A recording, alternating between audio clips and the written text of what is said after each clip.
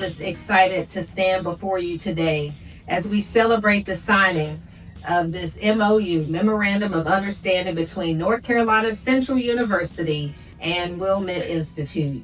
I am excited, and I hope and I know all of you are as well, because it's been a lot of work put into this, right?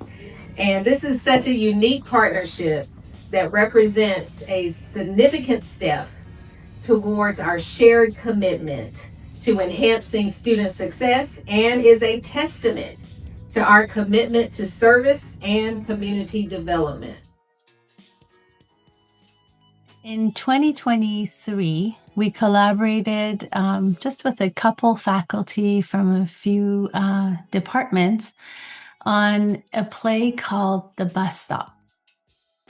And the topic of the play dealt with African-American male incarceration and how it affected the family and women in particular. And so after each performance, one or two of the disciplines would actually lead the post-performance discussion with the audience, and they would come from their perspective to talk about the issues and have everybody dialogue. And so, just one of those wonderful times when I say this is theater beyond the stage. The underlying purpose is to help foster student success and community transformation. And a question became, how can we be more transformative than just being transactional? And so this effort was truly inspired by the Wilmette Institute. We ask fundamental questions about what it means to be a human being. What is the nature of human beings? One of the most important that we explore is the oneness of humanity. This is, for many people, an underlying concept for their theory of social transformation.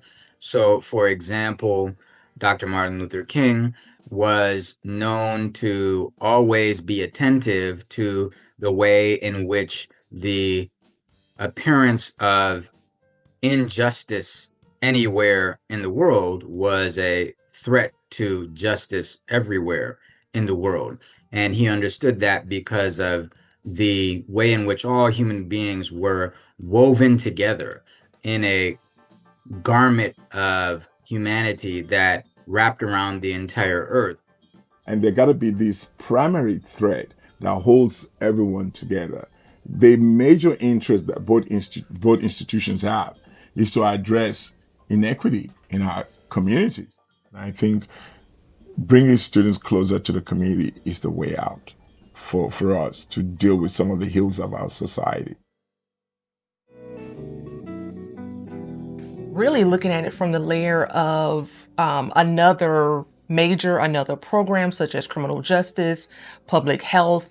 How can that impact me as an educator? And it does. Think about it. When we have children in our classrooms who may have food insecurities, that's a public health issue, or don't have access to a doctor, or families don't have access. And so that's interdisciplinary. How do we all work together from an education lens, but also integrating these other disciplines to do the work that I do as an educator, because it does impact me and my students, or me and my children, or me and my families in the school area, and also in my community.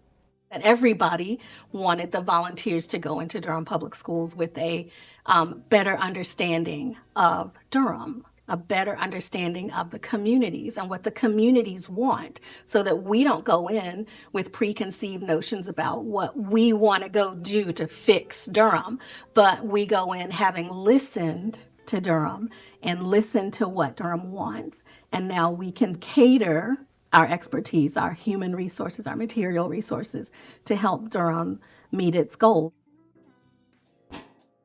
One of the most powerful takeaways has been the importance of intentional reflection.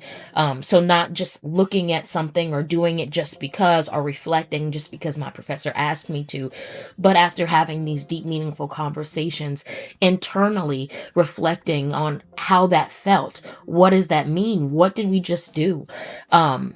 And then how do we progress through that? It's required some very intentional reflection, and that's kind of spilled over into my everyday life. Now I reflect about everything. And then taking the time to step back and reflect allowed me to move from just observing and watching what I was doing and watching the problem to now understanding the roots and imagining something real and tangible that we can do to make change. I would recommend this for anyone that's coming anywhere close to the criminal justice profession. It's something that if I could send my officers through it without making them go to grad school, I would. And it's breaking down those barriers that have existed for centuries, really. Law enforcement, we built, and we have to be the ones to tear it down. I think as a cast and as an individual, we had a twofold moral purpose, or what I now know after coming to the conference and exploring with you guys is a twofold moral purpose. And I saw individually the comparisons between my character and myself. Much like my character, my father had been in prison for majority of my youth and into my adolescence.